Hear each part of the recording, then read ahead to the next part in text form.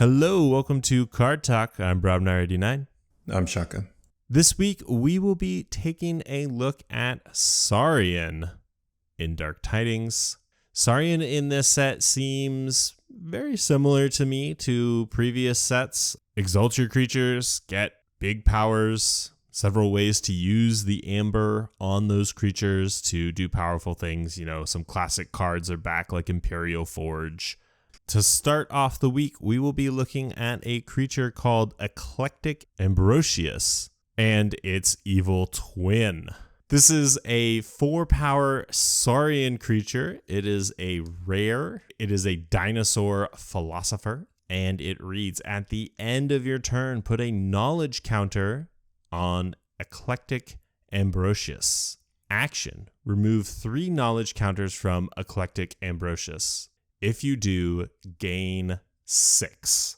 Okay, so gain 6 is obviously really powerful. I mean, that's a key. Can't argue with that. This card needs to stay around for at least 4 turns in order for it to trigger, right? So you play it, it gets a counter at the end of your first turn. It needs to stay around for 2 more turns to get up to 3, and then on your 4th turn, you can actually trigger it to get the effect. That's going to give your opponent a lot of time to figure out how to deal with this. So you're going to need some pretty significant protection in order to keep this alive, because this is just this is a witch, right? If you see this hit the board, you have to address it. You cannot leave it around for long enough for your opponent to trigger the effect, because that's just way too powerful. This card will be tricky to deal with because when it's played, it doesn't represent much of a threat, but you still have to figure out how the board state is going to evolve. And I think some players may undervalue the damage that this could cause if it's left alone.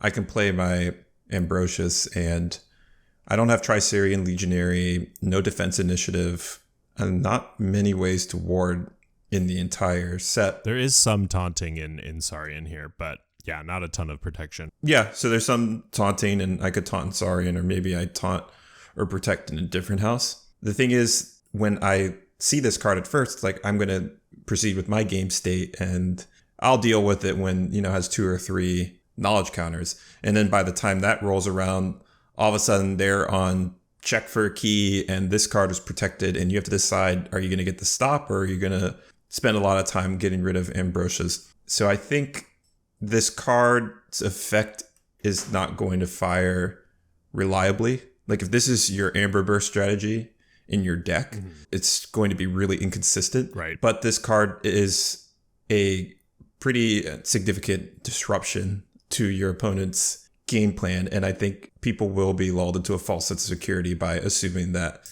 they can deal with it later. On the other hand, if you spend a lot of resources to get rid of it now, like if you saw Philophosaurus, that may not feel like a great turn because this card doesn't have the ability to do anything for a while. Yeah, a lot of the value of this card is going to come through the difficulty it causes your opponents in planning out their turns. Like any witch or must address card, they're going to have to figure out a way to handle it. And then every once in a while, you'll get lucky, or your opponent will slip up and you'll be able to have a huge burst from it. Right. If you've got it on the board and your opponent doesn't deal with it early, in the right deck, you could go into Untamed and boost up the power and just make it that much harder for your opponent to take care of it. So I think leaving it around for any amount of time just could be pretty dangerous if you're going to be able to ward up or power up your creatures.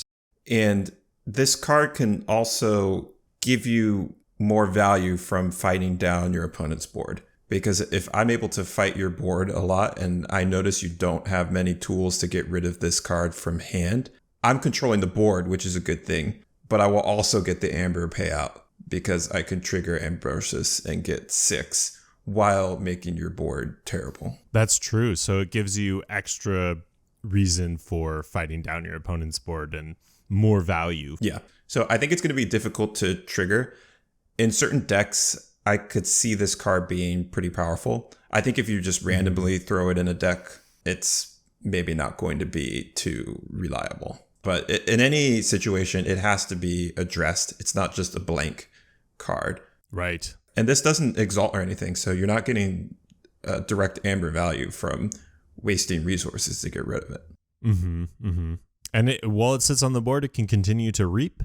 It doesn't need to do any action to get those counters and just, be a 4-power body. So it's pretty decent.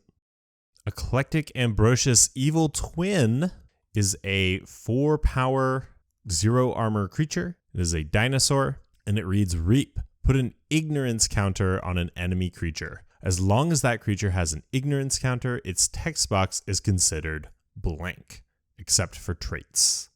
That's pretty neat. This will just shut down powerful creature effects that your opponent has on the board. You can imagine just completely shutting down your opponent's Diacilis, or an Ember Imp that's hiding behind a Shadow Self or Restringuntus, or a Shrix that's loaded up with Amber that your opponent is about to forge with, or any other creature that's challenging to deal with and you don't have the resources to remove it outright. This will basically make it a dud creature. Being able to reap and turn an effect off can be pretty strong. This can turn off annoying effects. Creature is warded. It has ghost form on it. It is difficult to get rid of for some reason using conventional means. You can put the ignorance counter there and blank it out and ideally take care of it, or just let it sit there as a blank body. There are cards that let you ready and reap with creatures in Saurian and in other houses. So if you are able to trigger this effect, it could be a pretty strong board control. The original Ambrosius needs board control support to work. The Evil Twin provides board control support, and they'll never be in a deck together, but it's interesting that they have that duality. Yeah, and just to take a side-by-side comparison of the two, I think we find in this situation they are relatively equal in terms of their use and power. Like if you can trigger the effect of the original, that's going to be way stronger.